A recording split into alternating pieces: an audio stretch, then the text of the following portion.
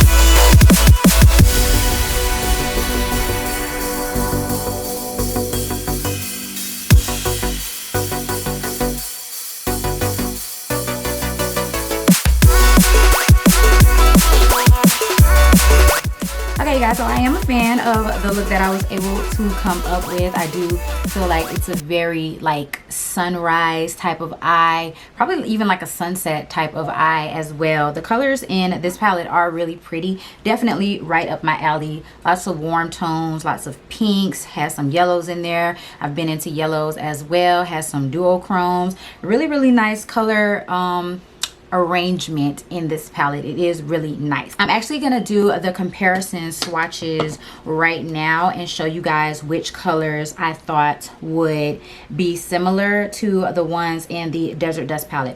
Okay, so the first shade you have in the Natasha Denona palette is called Poppy, and as you can see, it's like a metallic pink shade.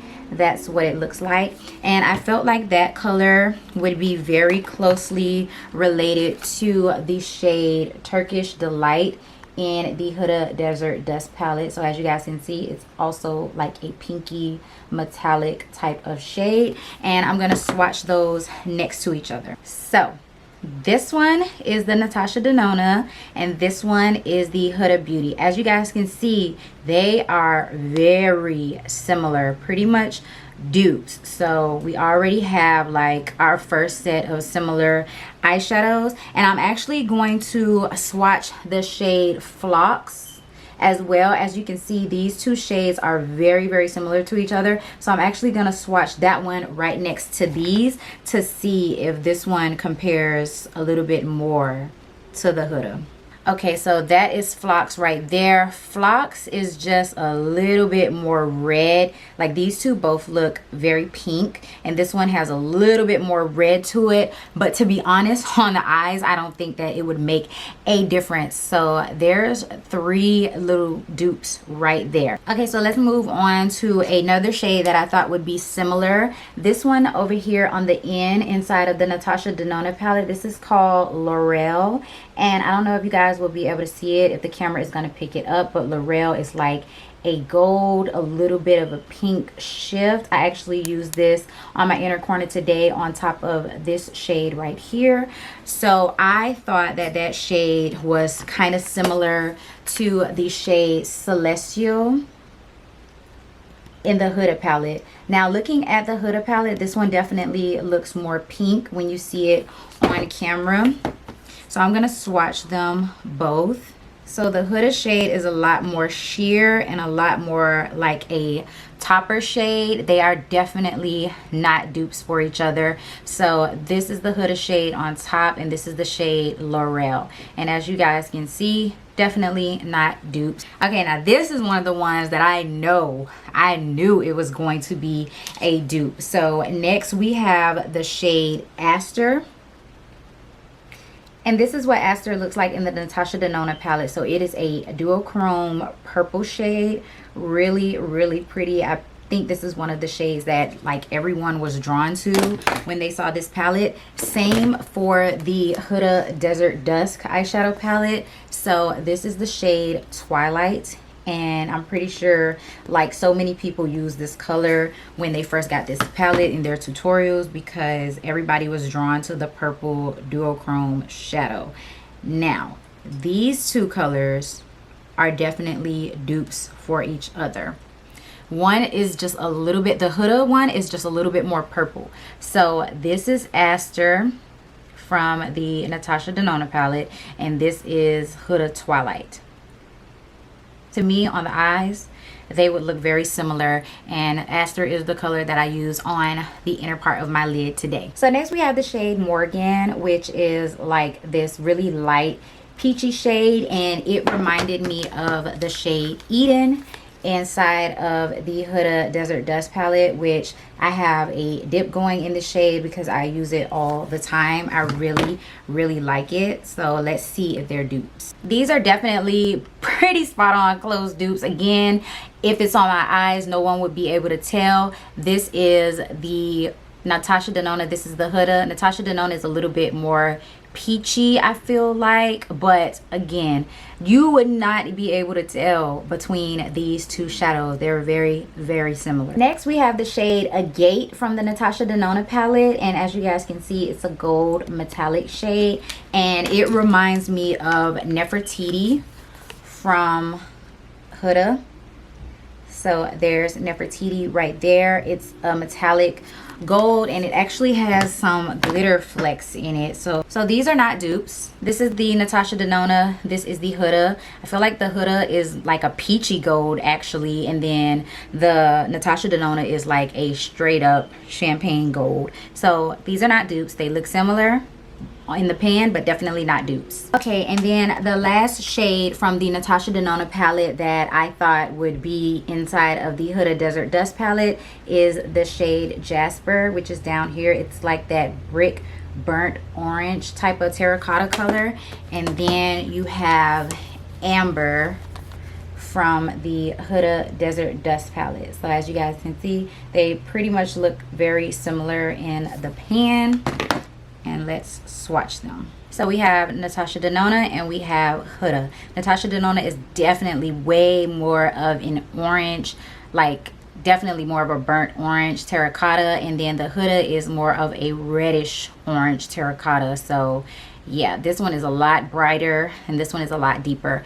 They look similar in the pan. Again, not dupes. So these two palettes definitely aren't dupes for each other, but I will say that if you have one or the other, you can definitely create looks that will be very similar and in the same color family as the other one, but they are not dupes, and I feel like you can definitely create a lot of different looks with each one of them. So Natasha Denona has those really nice yellow shades in there. It also has like a bronzy shade in here.